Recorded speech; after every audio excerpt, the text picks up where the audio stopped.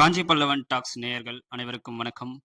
நாம் இன்றைய காணொளியில் பார்த்து கொண்டிருப்பது பல்லவர் காலத்தின் சிற்பங்களை கொண்ட தூண்கள், அதாவது காஞ்சிபுரம் ஏகாம்பரநாதர் கோயிலின் மகாமண்டபத்தில் அமைந்துள்ளன. அவற்றை பற்றி தான் உங்களுக்கு காண்பித்துக் கொண்டிருக்கிறோம். முழுவதும் தகவல்களை காண நீங்கள் லிங்கில் கொடுக்கப்பட்டுள்ள டிஸ்கிரிப்ஷன் மூலம் சென்று பாருங்கள். நன்றி.